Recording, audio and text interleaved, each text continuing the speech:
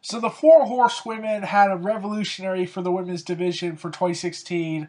Firstly, it was called the Divas Division until WrestleMania 32, which would be awesome since they're no longer called the Divas Division. They're now called the Women's Division, and they're on the same par as the men. So that was interesting. Now, this is going to cover all four of the horsewomen, and so this video might be all over the place. I'm trying to be careful and entwine all of them and put them in threads, but like this is gonna be hard since I'm doing four people at once. So I mean, like I could make four separate videos, but the four horsewomen have been so connected with each other throughout 2016, it's hard to really do so. So Charlotte is developed. So Charlotte at the beginning of 2016 has developed a egotistical persona because throughout December of 2015, the relationship between Charlotte and Lynch continued to strain due to a distraction by her father and feigning a knee injury. And after losing to her on January 4th episode of Raw, Charlotte attacked her and solidified her villainous turn in the process. Charlotte successfully retained her championship, the Divas Championship, against Lynch with the help of her father 3 days later on SmackDown. And this would lead to a match between Becky Lynch and Charlotte at the Royal Rumble. And while it was good and whatnot, it was like they should have been given more time, like their time in NXT. Like I know they can do much better if they were on NXT than they are on WWE main roster programming. So yeah, I just have to pull with the punches. But after a month being off of television, Sasha Banks returned to the Royal Rumble pay-per-view on that same evening and attacking both Becky Lynch and Charlotte after their championship match, showing her intentions to gain the Divas Championship.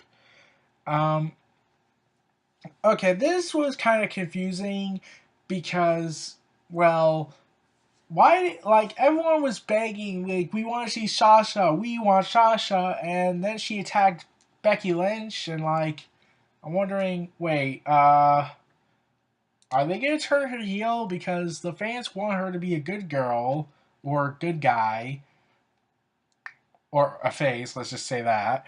And yet the WWE say, "Oh, you want her? Okay, but you're going to have to accept her being a heel."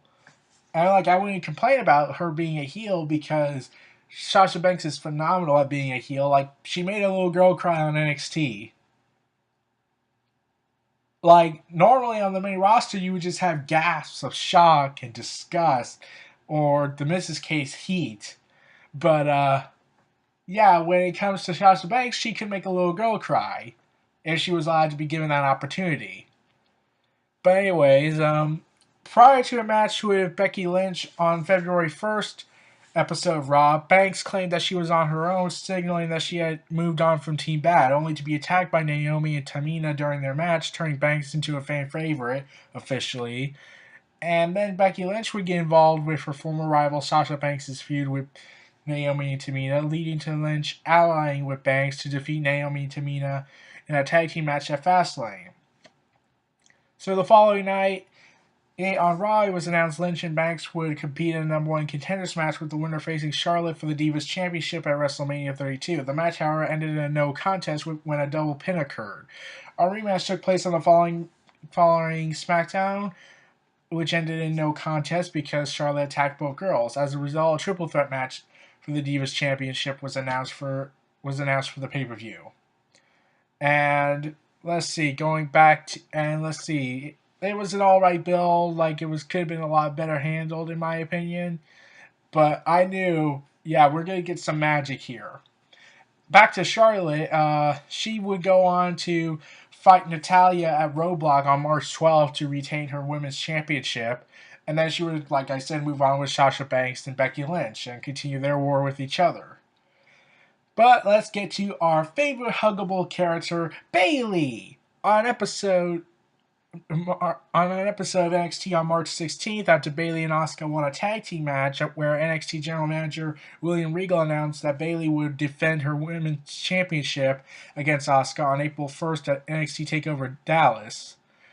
And I didn't watch the build, so I really don't know, but I was really interested in this match because I have watched the clips and looked up stuff about what happened.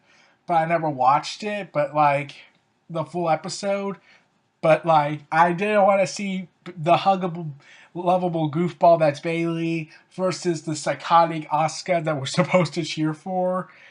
So yeah, that was going to be a tough decision to choose from. Now, NXT Takeover Dallas would convene happening before WrestleMania 32, and everyone was like, "Oh, NXT Dallas is the superior show." Whereas WrestleMania 32, it was a what could have been show, however, was plagued by injuries and all other political problems, and they had to scramble as many guys as they could get to put on the show because they feel like a stacked card would mean a lot instead of talent involved or something like that. Because Seth Rollins was injured, Cesaro was injured, John Cena was injured, and they had Roman Reigns, Triple H, Dean Ambrose, Sami Zayn, Kevin Owens, etc. Like, they had a lot of stars, but the mainstay guys were all injured, so they had to be on their own for this. And like Roman Reigns was being hated by everybody, so you can't count him as official main event talent player yet. So, a day before WrestleMania, however, Bayley would defend her women's championship against Asuka, where Asuka lost to her, where Asuka ended her reign after 223 days by technical submission. And yeah, and like I saw like a little girl was about to cry, like her childhood hero just lost, and I'm like, why can't John Cena take those kinds of losses? Because we could get an emotional story out of this, but no, they have to play it safe because think of the children, man. Whereas in NXT, they say, no, no, no, we don't care about the children. In fact, we'll bathe in the children's blood and the children's tears. Yeah, I'm a morbid bastard. And because they know that will get attention for the show. So at WrestleMania 32 the next day, Charlotte, Sasha Banks, and Becky Lynch had their triple threat match, and it was announced that the Divas Championship would become the Women's Championship and not the Classic Women's Championship, even though they could have continued that title reign's legacy, but instead they opted for a new one. Okay? And it looked like the male superstars belt for the world title. Now, there was just like I had some bits about this. Like I was thinking, like, okay, I get what you're trying to do. Like I could get that, but could you come up with something more uniquely designed? I get it that you're trying to make them say you're on the same level as all the guys in the WWE, but really, the NXT Women's Championship was different. Why can't you just make the WWE Women's Championship different instead of copycatting off of the WWE title? Because it's only a matter of time now that every belt looks the same instead of standing out on its own, just with a different color. And I'm not kidding on that. So, let's see. That match was awesome. Like, they managed to pull off possibly the best women's match at WrestleMania. Probably the only great women's match since everything else was short or gimmicky. The only match that probably could have one day rivaled it would be the four horsewomen competing, all four of them. And even then, that's still like, you're just adding Bayley in, so really that's not really much of a difference. Like there was no precedent prior to this. Like if they had Lita versus Trish Stratus, then that could have went down as the greatest women's match in history for WrestleMania, and then this would have succeeded it. That would have really made a statement. But this was the first, so that really made much more of a statement. However, I did complain, like, why did Ric Flair have to get involved? Like, I guess she's a heel. I get Charlotte's a villain here, but can't she just not have Ric Flair be her bailout? Okay. And Sasha Banks honored Eddie Guerrero and had Snoop Dogg perform her entrance since they're related. I'm still surprised by that. So, yeah, that was interesting. And this was awesome. This match was just great, stole the show. And to be honest, I don't think anyone could really break that legacy until the Four Horsewomen compete. So, anyway, Sasha Banks would go on a hiatus again after that match, after her appearance on Raw the next night. So Afterwards, Charlotte would move on to a feud with Natalya. Meanwhile, Becky Lynch, I'm trying to find that, began a feud with Emma. However, Emma got injured. So, yeah.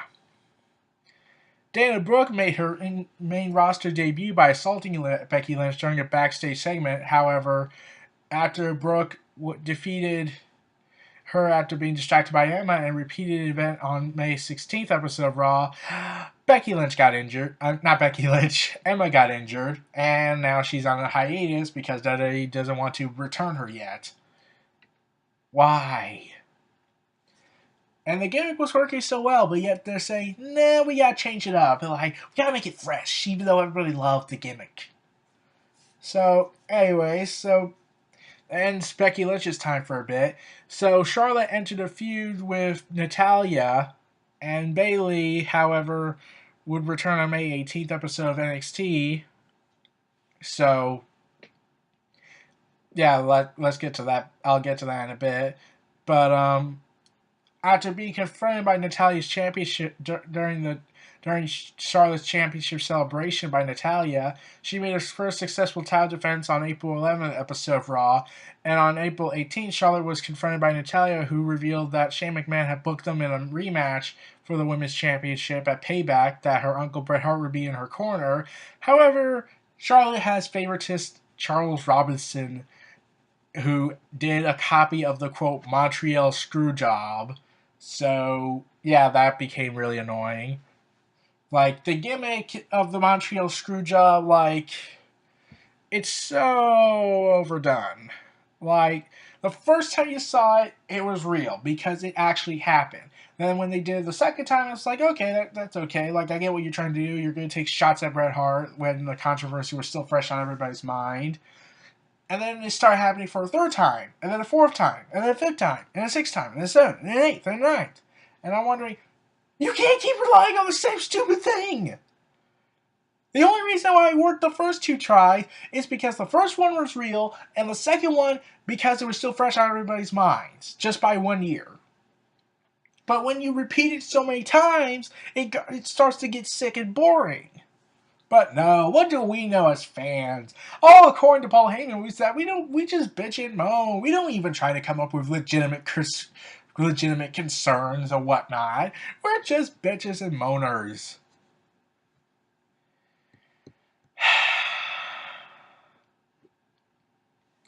So, Bret Hart and Natalya applied their finishing maneuver, the sharpshooter, on both Charlotte and Ric Flair. Whoop-de-doo. And at Extreme Rules, Natalya and Charlotte fought once again in a submission match, which Ric Flair was banned from ringside. But however, she was helped by Dana Brooke, well, just as Flair, to provide a distraction for her because Emma was injured, so they needed to put Dana Brooke somewhere instead of just sending her back to NXT. Okay. So, back to Bayley. Nia Jax would challenge Bayley, and Bayley would be defeated by her, giving Nia Jax a huge boost of momentum and also injuring her storyline, causing her to be replaced by Jax at NXT TakeOver the End due to a storyline injury, which made her unable to compete for a rematch for the NXT Women's Championship. So it would be about a month or so before she made her return. So let's get back to Charlotte and Becky Lynch. So, on June 19th, however, before June 19th, the following night on Raw, Charlotte turned on her father by claiming he was no longer needed and aligned herself with Dana Brooke, and the most forced, trying to be emotional moment here. Like, this was supposed to be a destructive, hate the heel mentality. However, it was so forced for me. It was so, like, the acting was so bad that I couldn't take it seriously. Like, okay, I get the motives here. I get why Charlotte feels betrayed by her father and felt like she didn't need him anymore. And I get Ric Flair's emotional conflict and feelings towards the matter. But could the acting just improve? Like, people complain about Roman Reigns' promo skills. No one complains about Charlotte? Oh, no way. She's the daughter of Flair. Therefore, she was born with talent. Unlike Roman Reigns, according to people. So, Yeah, this led to like in a video where Natalia and so many other women wrestlers called out Charlotte for her criticism, saying, "Oh, it should have been at home. It should have been private. They should not have done that. It's all wrong and whatnot." And I'm like, okay, yeah, well, let's get this over with. So Becky Lynch would go ahead and team up with Natalia to take on Charlotte and Dana Brooke at Money in the Bank, and were defeated by Brooke and Charlotte. And after the match, Lynch was attacked by Natalia, who turned heel in the process. Followed by multiple continuous attacks between both women, it was announced that they would face off on July 24th at Battleground, where Becky Lynch would Becky Lynch was defeated by Natalia. So I was surprised by that, but let's get to Charlotte, because let's see. I'll get to Sasha Banks in a bit, and also I must remind everybody that Bayley had just returned on June 22nd, I believe, where she defeated Dano Pazzo. Okay, I don't know. So on July 27th episode of NXT, Bayley asked NXT General Manager William Regal for a rematch against Asuka for the NXT Women's Championship at NXT TakeOver Brooklyn 2, which was granted. 2 weeks later, on August 10th episode of NXT, a contract was signed between both women, which they both signed and eventually accepted. So I'll get to NXT TakeOver Brooklyn 2 for them, while I'll focus back on the other three. So, after two non-title losses to Paige, Charlotte defeated her on June 20th episode of Raw with the help of Brooke, with whom Charlotte attacked Paige after the match until Sasha Banks made the save and reignited their rivalry. This led to a tag team match the following week on June 27th episode of Raw, where Paige and Sasha scored the victory. And what happened to Sasha Banks, you may ask? Well, she was on a hiatus, and she defeated Summer Rae on main event before reigniting her feud with Charlotte.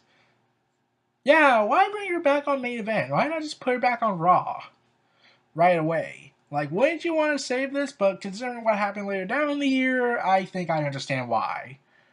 So, this would lead to a tag team match between Dana Brooke and Charlotte versus Sasha Banks and a mystery partner. So, this led to a tag team match in which the return of the debut of Bayley happened at Battleground on July 24th. And they would lose to Sasha Banks and the debuting Bayley on the main roster. So now we got this. Now we get to when everything starts to get really interesting. Bayley's still in NXT at this time. Sasha Banks gets drafted to Raw. Charlotte gets drafted to Raw, but Becky Lynch gets drafted to SmackDown.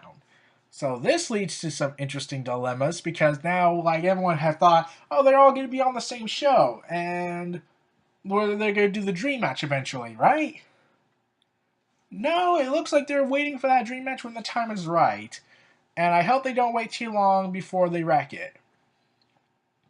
So, anyways, back to Bayley. She would feud with Asuka and failed to regain her title in August 20th, which would be her last match in NXT, and that was an emotional farewell.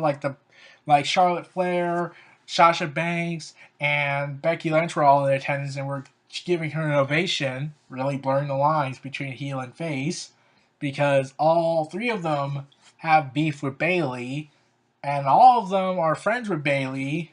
So, yeah.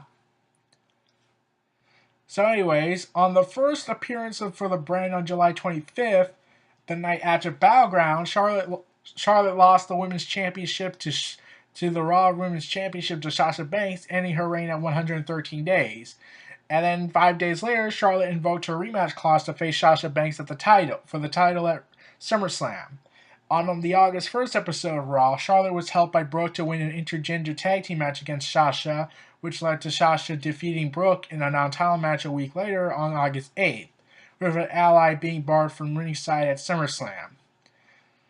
Okay, now let's get to Becky Lynch. Lynch made her first appearance on July 26th, defeating Natalya before being confronted by the brand female talent. And on August 16th episode of SmackDown Live, Lynch teamed up with Carmella in a successful victory against Natalya and Alexa Bliss after a distraction provided by Eva Marie and Naomi. One day later, a 6-woman tag team match was announced for the SummerSlam kickoff. Not the kickoff. Between Lynch, Carmella, and Naomi against Natalya, Bliss, and Marie. However, Marie was suspended on August 18th, so her place was taken by the returning Nikki Bella. And Lynch's team would ultimately lose at the pay-per-view. Meanwhile, Charlotte would successfully regain on that same night the same women's championship, becoming a 2-time champion. Now, initially, I was really pissed off about this because I was wondering, wait, why did they do that? Like, should Sasha Banks be given a huge title reign here? Like, this was the plan, like you have said. And no, that isn't what's going to happen. So, everyone was wondering, what the heck's going on? So, then it got reported that same night that Sasha Banks actually has a severe back injury, or, well, not a severe back injury because she will return a month later, but she had a back injury and WWE officials didn't know how bad the situation was, so they had to have her drop the belt and give it back to Charlotte. So, okay, fool me once, shame on me. So, okay, we got that. So, however, this leads to a question. Where does Charlotte go? Like, she has no rival. Well, on August 22nd episode of Raw, Bayley made her official main roster debut after being established as part of the brand as by Raw general manager Mick Foley, where she confronted and challenged women's champion Charlotte to a title match, which Charlotte would have refused and instead forced her protege to face her, Dana Brooke, with whom Bayley would defeat. And Sasha Banks would come back a few weeks before Clash of Champions, but right now let's get back to Becky Lynch.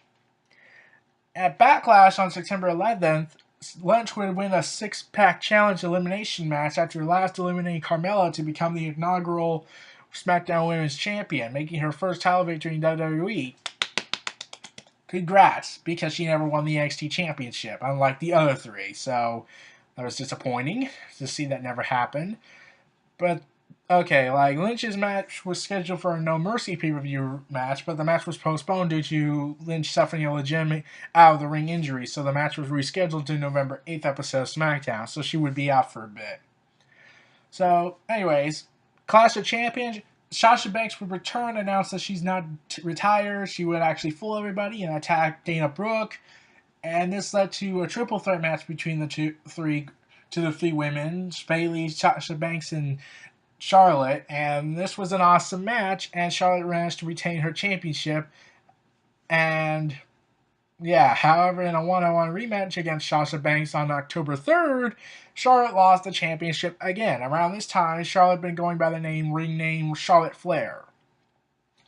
So, Charlotte loses the Women's Championship on Raw while retaining her undefeated streak on pay-per-view. So, yeah. Okay, like, I get it, like, Sasha Banks isn't injured anymore, she's all right, so, yeah, let's get this long title run going. Okay, so Sasha Banks announces that they want to fight in a Hell in a Cell match with Charlotte, and the build-up was okay, it was great, and, though, really, during the contract signing, Foley kind of made it all about him, reflecting on his past Hell in a Cell matches. Okay, and Bayley would go on to feud with Dana Brooke and team with the New Day to defeat her and Luke Gallows and Carl Anderson on August 29th episode of Raw. After the match, the two had an altercation backstage where Brooke defeated her on October 10th episode by mistake. But Bayley would defeat Brooke the following week, and on October 24th, Brooke attacked her during an arm wrestling match, which led to a match at Hell in a Cell, which Bayley won. Now, let's get back to Sasha Banks and Charlotte. Now, Sasha Banks and Charlotte, they had the main event. Like, initially, Vince McMahon was strictly against the women having the main event for some reason. You can make the argument Vince is a sexist, but really that would be stupid because, well, he gave the women the opportunity and time. And even though Triple H could be more credited to this because he's the one that helped give them the opportunity to show that, hey, we're not just pretty girls. And that was around the time Triple H was rumored to not be a fan of women's wrestling. So I'm wondering, wait, if this is you not being a fan of women's wrestling, then I would love to see what it'd be like if you were. So that would be interesting. So, anyways, Sasha Banks and Charlotte, they had a Hell in a Cell match. It was awesome. I couldn't believe it. I saved it. However, the ending was very anticlimactic.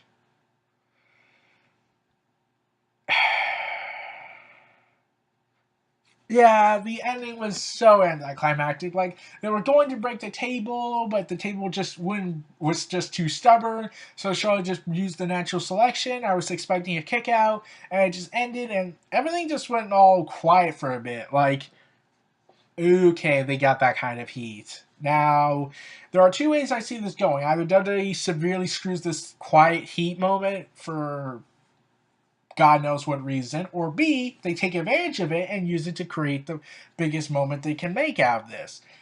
And considering this is main roster WWE and specifically Monday Night Raw, and since all the creative team out there are monkeys, I'm suspecting they'll screw it up. Oh, what do you know? They screwed it up. You see, the following night on Raw, Charlotte was revealed because Charlotte revealed herself as the team captain for Monday Night Raw for Survivor Series on November 20th, where Team Raw defeated Team SmackDown live, with Charlotte and Bayley being the survivors for Team Raw. After the match, Charlotte attacked Bayley. Now, why haven't I said that this is the point where they screwed it up? Because they didn't at first. It looked like they were going to move forward with a feud with Bayley versus Charlotte, because that was the original plan at Money in the Bank. I mean, not Money in the Bank, at Roadblock. However, when Charlotte explained that she attacked Bayley because she no longer had to be Bayley's teammate, at the point she started referring to herself as Charlotte Flair, Sasha invoked her rematch clause, and this is where the screw-up happened. The match initially resulted in a double countout, but was rescheduled as a Falls Count Anywhere match where Sasha Banks won, and Ric Flair came out to celebrate with her. God. Because the Hell in a Cell match should have been the end of Sasha Banks and Charlotte's feud for now. Instead, they said, oh God, we have to think something. This is going to garner us big ratings. We need to rely on this too much. And Paul Heyman will say, oh, that's just bitching and moaning. I mean, like, haven't you heard of oversaturation? Like, there's a legitimate problem here. Like, if you keep giving us the match over and over and over and over again in such a short period of time, people are going to lose interest because, let's see, on pay-per-view, Charlotte wins. On Raw, Sasha Banks wins. That seems to be the new cycle. And while the Falls Count Anywhere match was great, I was still complaining, why did Sasha win? Because it makes no sense. They should have ended the feud at Hell in a Cell and then go back to it later down the road. Not just after 1 month and then be done with it. And also, Sasha Banks and Bayley were part of Team Raw, and Bayley was also the last woman standing with Charlotte. And, anyways, that pretty much ends Bayley's run on the top for a bit.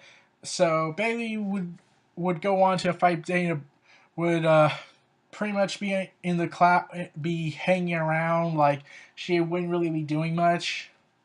Floating in the clouds, just doing whatever, being on the pre-show panel, talking about her experience in the Iron Woman match that happened.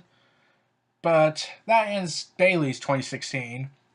So, a 30-minute Iron Woman match was announced between the two at Roadblock End of the Line after Sasha Banks and Charlotte invoked her rematch clause again. That same episode of Raw, Charlotte invited her father Ric Flair to come to the ring to publicly apologize to him for disowning him earlier in the year. After she hugged him, she slapped him, claiming he turned his back on her. Sasha came to Ric Flair's aid, but was overpowered by Charlotte, and at Roadblock December 18th, the match resulted in a 2-on-2 draw, but Charlotte defeated Sasha in overtime, becoming a record four-time women's champion. Fuck the system here. So, anyways, back to Becky Lynch. After a November 8th rescheduled match between Becky Lynch and Alexa Bliss, albeit in a controversial fashion, Becky Lynch defeated Bliss by submission. However, the referee did not see Bliss's foot on the SmackDown ropes when she was submitted to the disarmer. The two were scheduled to team together at Survivor Series, and Lynch was the last to be eliminated from Team SmackDown in what would be a loss for the team. At TLC pay-per-view, Lynch defended her women's championship against Alexa Bliss in a tables match, which surprisingly Bliss won. It's hard to say Bliss so many times in such short moments. So, on the December 13th episode of SmackDown Live, Bliss was scheduled to have a match with a local athlete, but Bliss attacked her opponent before it got underway. Lynch then came out to challenge Bliss to a title match. When Bliss attempted to get out of facing her, Shane McMahon ordered her to compete with the title on the line. Lynch then defeated Bliss after Bliss got herself counted out after feigning a knee injury. However, Bliss remained the champion. Lynch donned on a mask and was Bliss's surprise opponent in a non-title match on the December 20th episode of SmackDown Live, which Lynch used the name La Luchadore and made Bliss submit. Lynch then unmasked herself after the match, and I was like, oh, saw that coming. The title match replays took place the next week, with Lynch losing via distraction by a mysterious villain wearing the La Luchador costume. And that pretty much ends all 4 Horsewomen's 2016s. Charlotte is now women's champion again, is entering a feud with Bayley now.